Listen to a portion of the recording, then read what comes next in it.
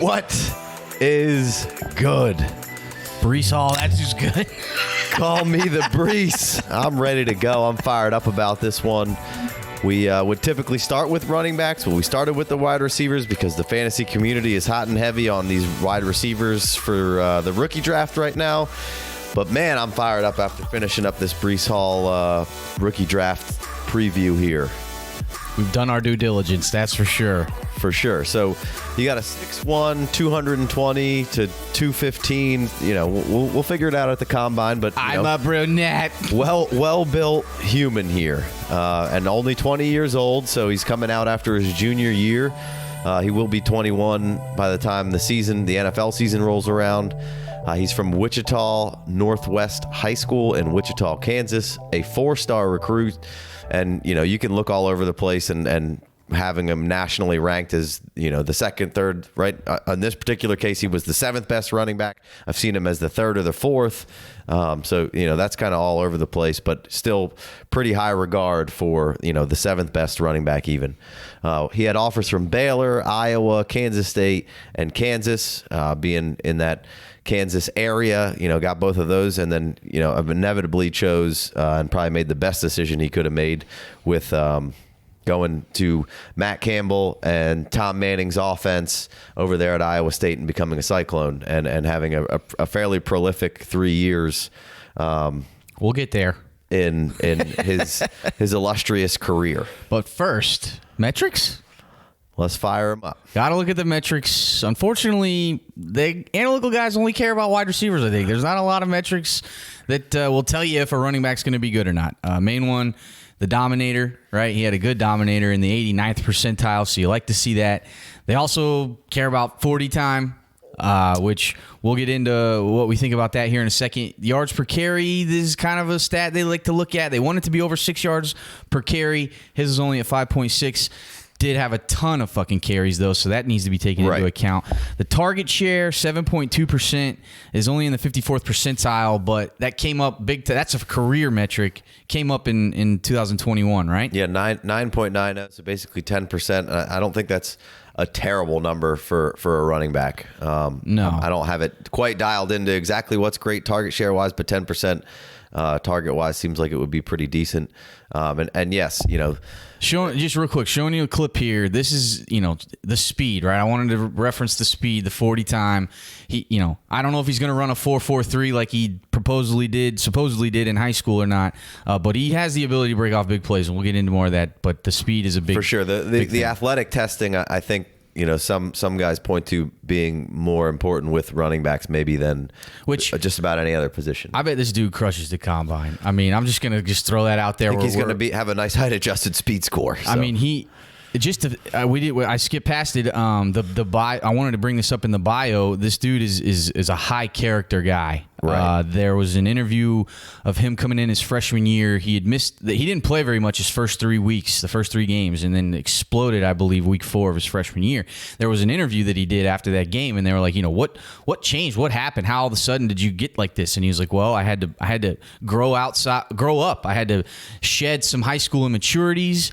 He was like, the film room was a big part of it. I was only spending like an hour a day in the film room. He stopped playing video games and put that up to like 3 to 4 hours a day in the film room. Right. Got his practice routine dialed in and was getting his homework done right after class instead of putting it off to the last minute so that he could watch more film, and just dialed everything in and really honed in his craft. And then they gave him an opportunity and he fucking exploded. Worked a lot on his pass protection. That was the reason was keeping him off the field initially. And like, we'll get into all these aspects, but it was just to see him have that work ethic. Right. Back to the combine, he did opt out of the Cheez-It Bowl versus the Clemson Tigers, thank goodness. And so he's started, that's to prep early, right? My man is prepping for this combine. So he might blow some drills out of the water he might not even supposed to be any good at, but he's gonna, because there's a way and to avoid train injury, and trick this thing to like get some stats up, because if a fucking combine drill can change your status. Like, it can, and try not to let it too much on our end, but definitely can help the and even doing a drill you shouldn't, like DK shouldn't have ran the 3-cone drill. He cost himself millions of dollars and probably a first round selection by running a bad 3-cone drill. Maybe so. He's dialing it in. I feel good about Breece Hall in the combine. Good character, good head on his shoulders. Maybe not quite the Eagle Scout that David Montgomery was, but I mean, that's rarefied air up there. So, but good wherewithal, and able to really hone where he wanted to go and hone it in with the opportunity that he's been given. So, high character guys are guys that we preach on this podcast, or being favorites of ours. Just.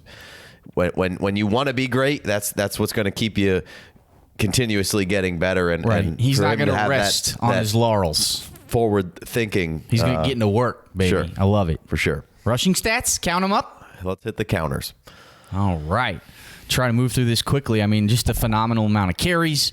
Does he have too big of a workload? No, he can.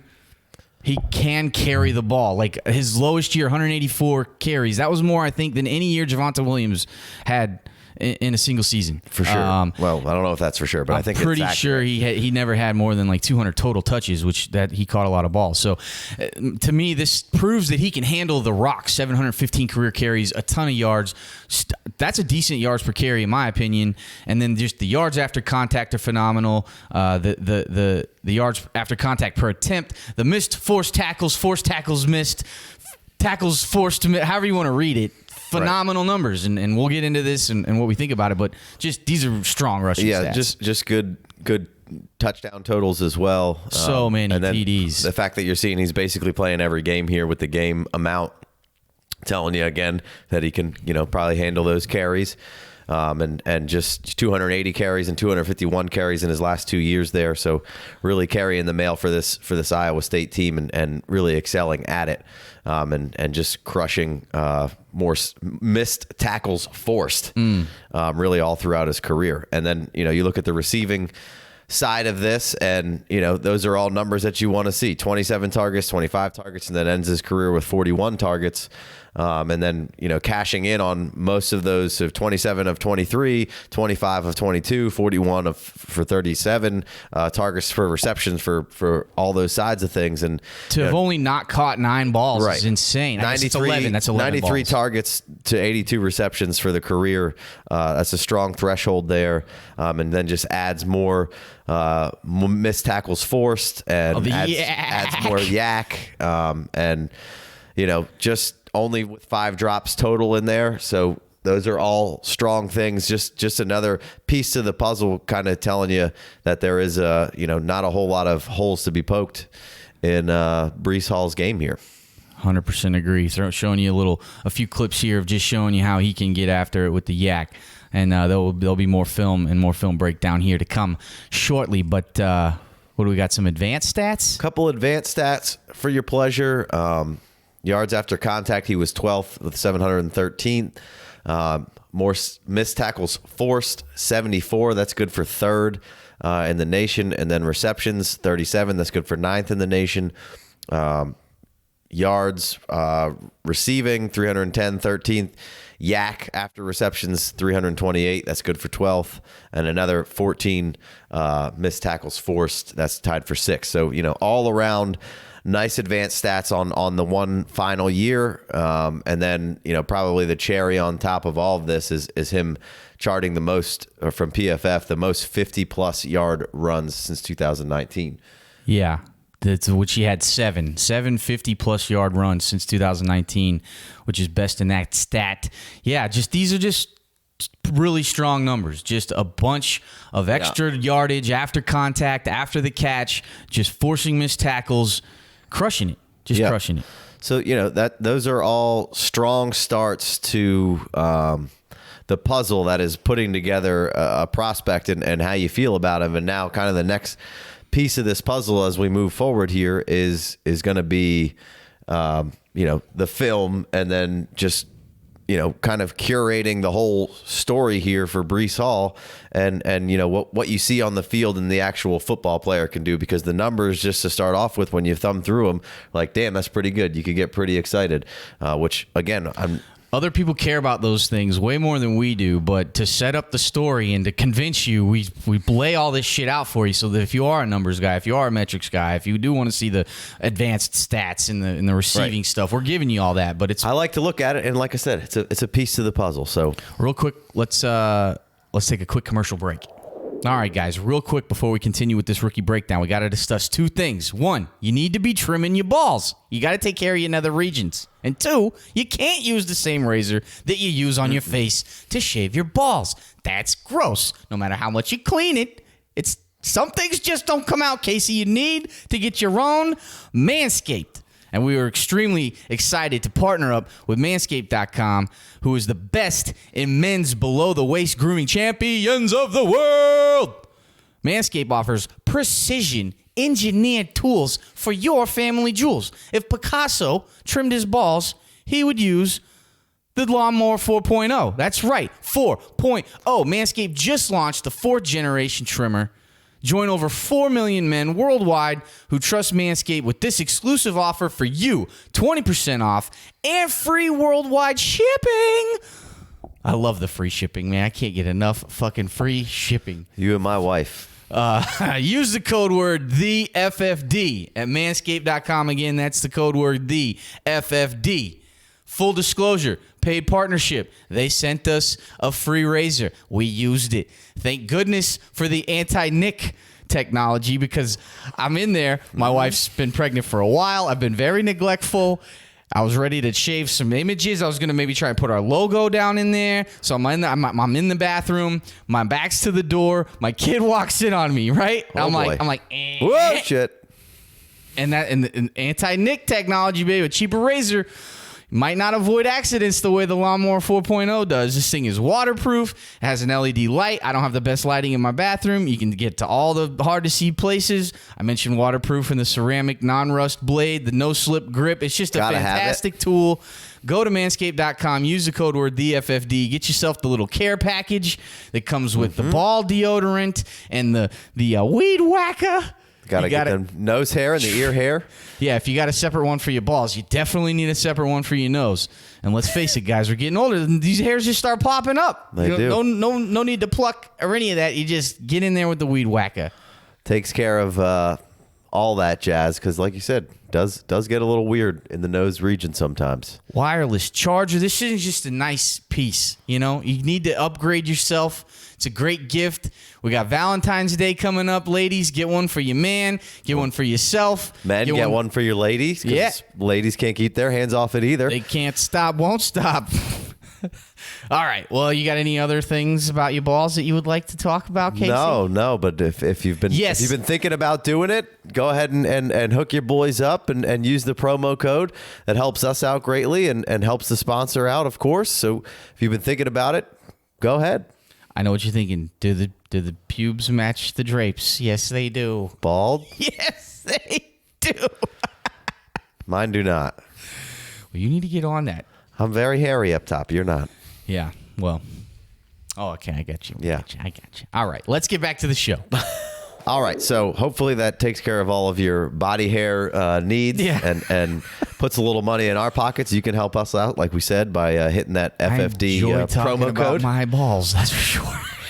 But like I said, that's the first piece of the puzzle, and now we're going to move on to the next piece of the puzzle. And with those numbers and where they were, I'm not really sure why the fantasy community as a whole seems kind of down on this rookie crop of RBs, especially it's all this about the 23 one. I know we got other ones to do. We haven't done Spiller Walker or Kyron Williams or there's a couple other guys that are maybe filtering into the mix here, but overall, those were good, strong numbers, and I think you just have ourselves a really strong candidate here. And after watching the film and looking at the numbers, kind of putting it all together, again, I just don't think there's very many holes to poke in Breece Hall's game. First in rush yards in 2020, third in rush yards in 2021. So in 2020 he had 1,562 yards, and in 2021 he had 1,460. So third this year, and then a two-time All-American here. First team All-American. Two-time first team All-American. Yeah, I mean, just absolutely nice attributes all around. I'm not really sure what else you want from your running back, and you saw with those numbers receiving wise that it's not a deficiency in his game. He's well built for third down work. That 6'1", 215, 220 pound threshold. He's carries thick. it. He carries it really well. Good center of gravity too. It's like right. It's like in the middle. But he doesn't let his privilege of being sturdily built. He doesn't abuse his privilege for being sturdily built. He uses all of his vast God-giving abilities to do work. So it's not just like he's just this big guy just bulldozing around out there. I think he really offers a lot of different parts and pieces, and really it starts with his ability to see a lane before it is there is absolutely fantastic. Well, let me roll some film. Go ahead. We'll check it out. So vision, amazing. Right? Exactly. So the ability to see a lane before it's there is fantastic. And then kind of relying on some of that patience to set up and abuse the defenders, as well as that lane kind of foreshadowing of kind of what's going to happen. And then he does pace his runs really well. He uses his blockers to his best advantage to get upfield, get north and south quickly to even spring a bigger run with using those other two abilities that I talked about. So like you said, we're getting the vision in there. We're getting some footwork in there. We're showing the good patience, and then we're showing good north-south burst or acceleration. And that's kind of, in a nutshell, like the really great stuff that I think that you see from him. Those are all strong, very strong characteristics. Yeah, I don't think you can stress all of that enough. Like he's like Nicolas Cage in Done in 60 Seconds, where he's like, and then he's like ready to go. So there's patience waiting for that lane to open up, and then he has that short area burst to excel through it. And the footwork is good. Balance, maybe not the best ever, but it's good enough. And the patience just to see him wait, it's just he just waits and then he hits it. It's really nice quality. A lot of times, like I said, to kick it off, like he has an innate ability to kind of see it before it happens, as far as where the lanes are going to be and how to manipulate them. Which lined up really well with the zone scheme that they run at Iowa State, which should translate to a lot of NFL teams as well.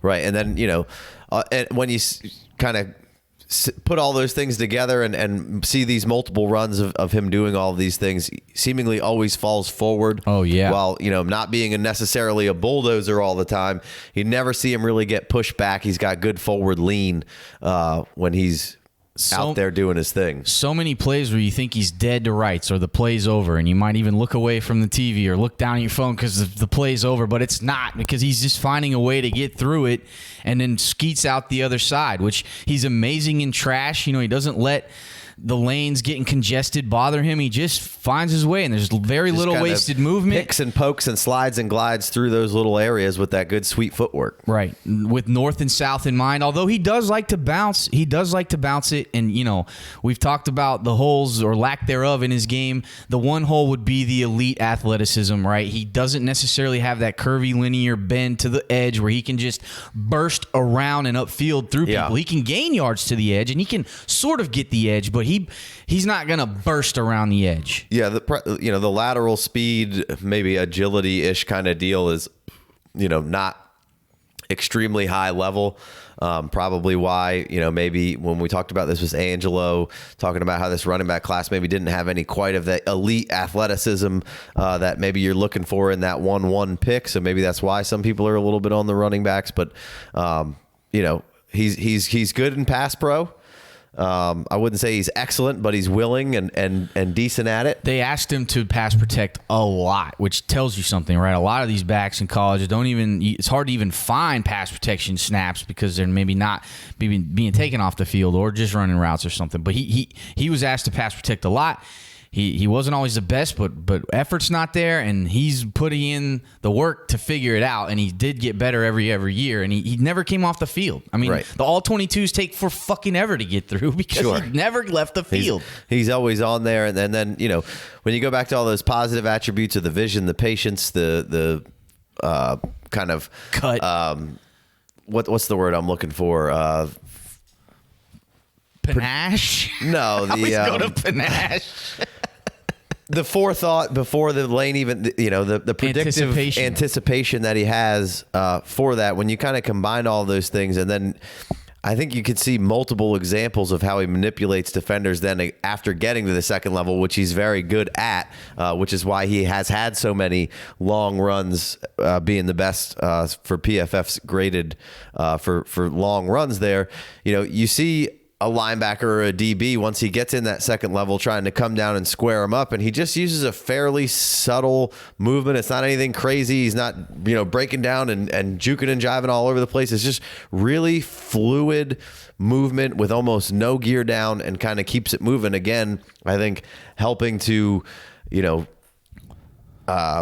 elongate runs. I mean, right. He strings moves together, and that's why he had so many long fucking runs. Right, helping that PFF number with the most 50+ runs, and a ton of other not quite 50-yard runs. Right. You know what I mean? Like, this dude was just busting off long runs, but also really good in the short area. Like, converted a ton of 3rd and shorts, 4th and shorts, goal line touchdowns. You saw how many touchdowns did he have? 20 a year. Like, just a fucking shit ton of long touchdowns and short touchdowns. You can trust him in the short area. So I think that's a good kind of segue into him, the high mileage thing that could be a negative, which doesn't bother me at all, and some people get all bent out of shape about it. Idiots. And we've had Matt Waldman on a while ago to talk about it. He said in all his time he's found that to be not very true. And high mileage, if you're good, means that they couldn't stop giving you the ball, right? And that's kind of what the Dominator goes back to, and why it's a fairly important stat for running backs, is because if the dude is so good, you can't not give him the ball. He's going to get a ton of work, so that means he's good. I get that stat. But kind of going back to something we said off the rip, and something that you said about being a good short yardage player, he doesn't run super aggressively for his build. So he may have a high mileage, but he does a pretty good job of not just bulldozing all around and taking big shots, because he does have that subtle fluid movement and good footwork and patience and visions. He doesn't really get crushed a whole lot, and he just, like I said, uses his elusive, natural kind of sweet footwork to set up runs and win his runs. I mean, it's not that he can't bang, though. I think that was a perfect, he is really good at the short yardage. When it's called on and it's 3rd and 1 and 4th and 1, you can lean on him to go get that yard. He does know how to use that frame. And then but he's not just throwing around right. What's the word I'm looking for? Willy-nilly? Right. Irresponsibly. Right. And then, again, those touchdown numbers are huge. So, his short yardage game is super tight, including, the nose that would make a canine jealous in the end zone, because he, whether you're 1, 2, 4, 5 yards out. Canines have good smell. He can kind of figure that out, and usually gets the job done. Obviously, that touchdown number, I think he was 24 straight games with a touchdown. So, whether that was a long one or, plenty of short ones mixed in there. There was probably you could count the games he didn't have a touchdown on one hand for sure. So, high mileage could be a thing that maybe somebody gets bent out of shape about. Maybe that he did have a lot of catches, but necessarily isn't a passing game savant. So, no, maybe he isn't kind of showing you what David Montgomery maybe showed you at Iowa State, doing a little bit more slot work and running some routes and getting the defender turned around. Is that in his belt? Probably not. And I don't know if that's ever going to really be there, but he does show an ability to go out there and float around in space, move around, and give his quarterback an outlet, which I think is extremely important to be a 3rd down guy. You don't necessarily right. He can catch the ball on his hip. He can catch it behind him or in front of him, outside of his He's using wasn't a whole lot of drops on there. I only saw one. He was charted with 5, and I watched a lot of film of this dude, but you just never really saw him drop it, and it was always sticking in there, and he kept it moving. He didn't lose his speed, he didn't lose his balance, right? And he was crushing the yak after reception. For sure, that's what I think. He does have a good ability to kind of float into that space and find the spot that's soft for his quarterback to find him, and then be able to gain a first down or positive yardage out of a situation that was really poor. So and maybe he doesn't maybe he's not refined right now where you can go line him up in the slot, but my man works. So he's gonna figure that out. I bet he can put it There's together. There's not that many of those guys, and if you can just be a 3-down guy that's not a liability in the pass game, which he clearly is not, I don't think that matters. Like, it's a bonus, but there's really not that many of the guys, especially that are built like him. Whatever these NFL coaches tell him to do and get better at, he's gonna fucking do it. You just don't have to take him off the field. Right. He's not a detriment to you already coming in right now out of college, and again leaning in towards the 3-down with the pass pro, the catching ability, short yardage, all of those kind of things. It's just got a nice 3-down pedigree already built right into him, which is another reason why I'm not really sure why people aren't more excited about this guy. And sort of maybe one of the last things is, again, going back to the extreme athleticism not being super great, the speed does seem pretty good. There definitely is some times where you could see him getting caught from behind. He gets caught from behind because he doesn't have the sustained long speed. The acceleration seems really good,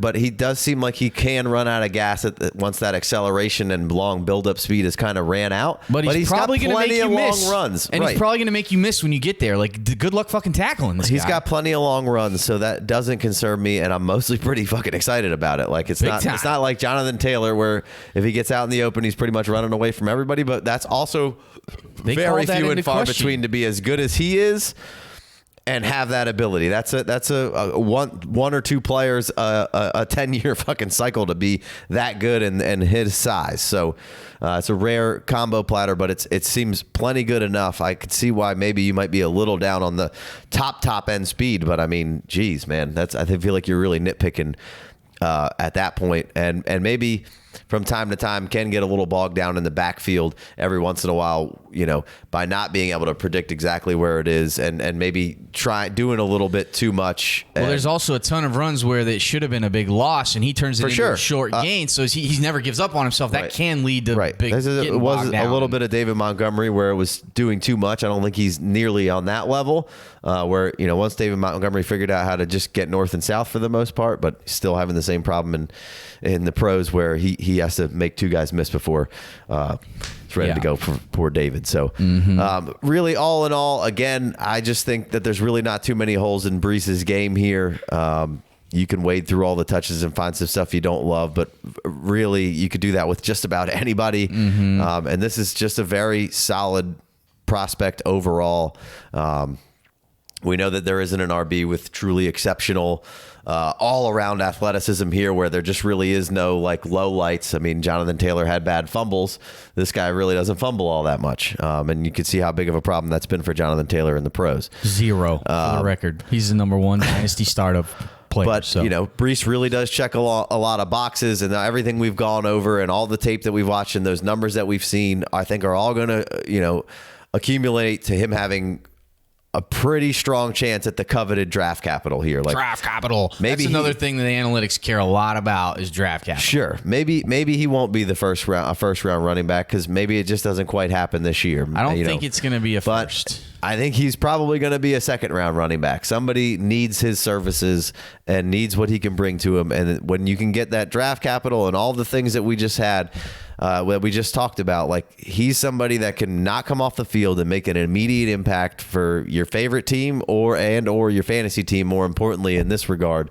And I don't have any problem saying I've probably just moved him to the top of the list here. 1-1, baby. I'll put it down. Fuck yeah. No, I mean I get it. I'm not. If you want to say, hey, wide receivers are in right now and everybody's excited about Chase and Justin Jefferson and AJ Brown there for a minute, but there aren't any of those guys in this draft. I don't believe Treylon and Garrett Wilson have a chance. Well, you didn't think Justin Jefferson was going to be quite where Justin Jefferson is right now, so it's tough but to with say Chase that. and CD you did. But yeah, Chase and CD you probably. And I don't think we have a did. Chase or CD in this class. Treylon scrapes the surface, but he doesn't. I mean, I don't feel anywhere near as good about Treylon as I did. You just Chase don't you have Garrett Wilson who has a lot of everything, but doesn't have the quite maybe elite traits like the that maybe Breece Hall Treylon of Burks could have, running and you have wide a receivers. Drake who can do a lot of things but doesn't have the athleticism that Burks. It's just you don't quite have the combo platter of guys, and I think the combo platter is pretty good on Breece here. So for me, I'm gonna go ahead and jump him up there, and we're a running back podcast for the most part. Like if you want to. For us, it's always going to be, this is your best chance to improve your running back room is the rookie draft. Like, so I'm pretty much always going to lean RBs, and we started off with wide receivers because that was kind of the general consensus this year, but I have no problem being like, nah, if you're going to give me Breece, and if he's going to start to slip anywhere, like right. I'm going to. If the 1-1 takes a wide receiver, Breece Hall's value just dropped, Right. and I'm doing everything I can If to Garrett get a Wilson, 1-2. Drake, and Burks go 1, 2, 3, I'm my doing everything God. I can to get into 4. Everything I can do to get to 4. That would be so fantastic. Now, I'm not going to necessarily argue with you taking these guys because I don't know that Breece has a chance to be a first-round startup pick. He might could scratch the end of the first round, possibly.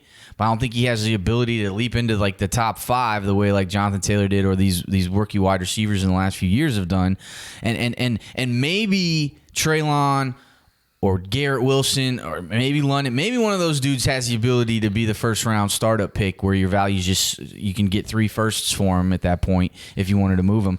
But like I don't know that Breece will get there, but I feel so much safer about Breece being like an RB1 because like you need a fucking RB to win, and if you're playing for money, you want to win. 9 times out of 10, you need an RB. Times that I've personally won, it's been because the RB room was pretty good. What position is someone always trying to trade for? You never see the text come through. I need to trade for a wide receiver. I got a running back to give up. Never is that the fucking case. Right. Well, and if it is, you need to pounce on him and get that running back from that dude because he doesn't know what he has. If you think you have too many running backs, you don't. We've been playing right.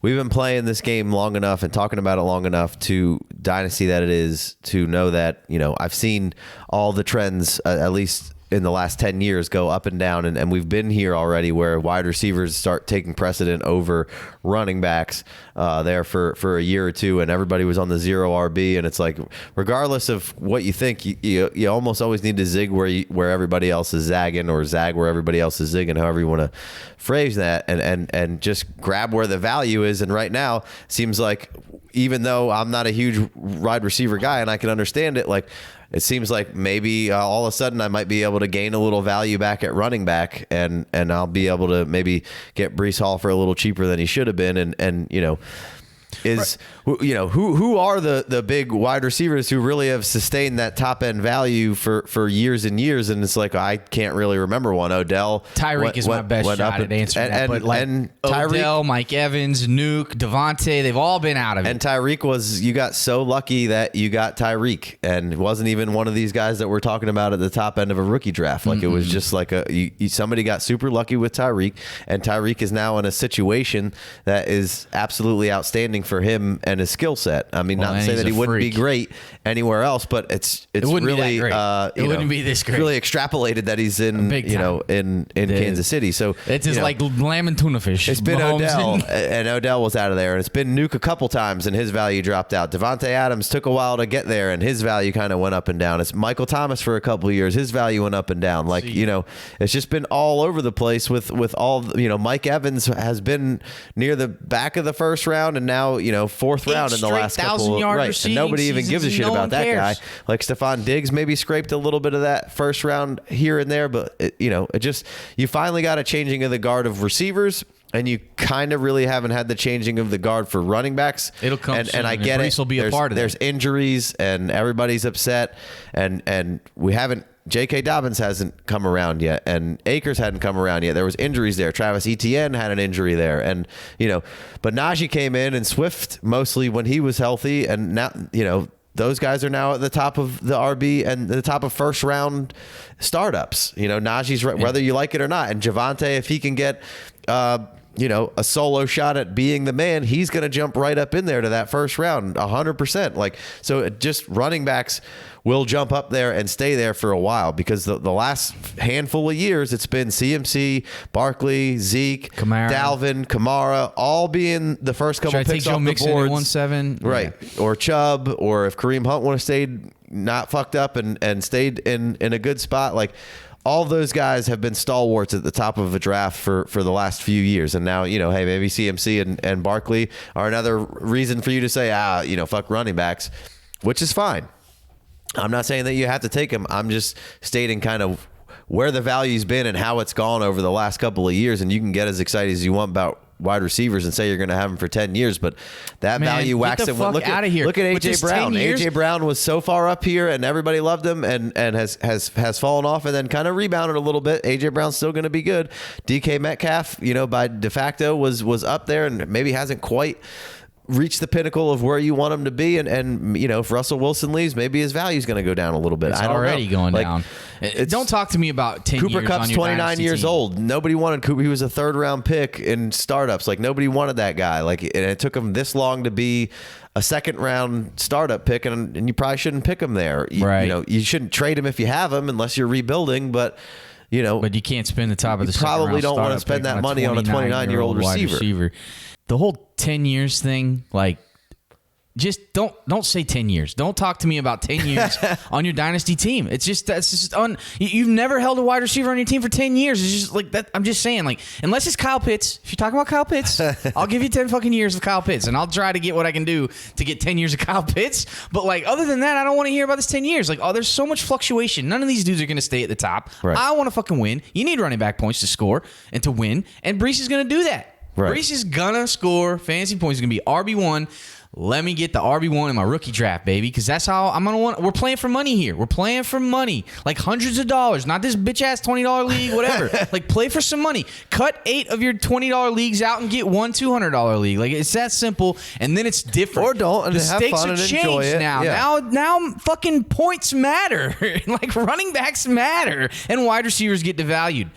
That's how playing for money works. And I want to win some money. I need the fucking running back. Give me Breece Hall. I'm excited about this man. Yeah, I was really, really excited when I turned on the tape and I was like, damn, this guy's really good. I'm not really sure why everybody's been so down on not being able to take a running back at 1-1 here and how it had to be a wide receiver. And it just seems like we're just in one of those areas where people are more excited about wide receivers than they are at running backs. And this happens. And this is just like anything. It goes up and down. And for whatever reason, because Jamar Chase came in with Joe Burrow and crushed, and maybe even CeeDee Lamb's got a little. There's definitely people taking shots at CeeDee Lamb right now. So he's buy low opportunity on CD, baby. He's not Get completely some CD. insulated from any of these value fluctuations.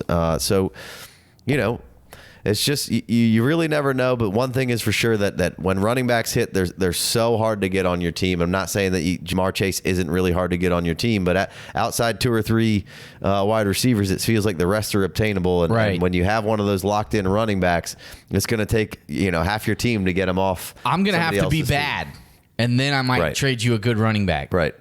That's it. Right. If I'm trying to win, I can't be trading any of my running backs. You can get the fuck out of here. And you can make plenty of arguments against this. This is fantasy football. I've won. All my ways are the right ways. I've won a bunch of different ways, but for me personally, I'm always going to lean towards drafting the rookie running back, and the value seems to be right here. So I'm interested, and I'm excited. I'm mad excited about Breece Hall.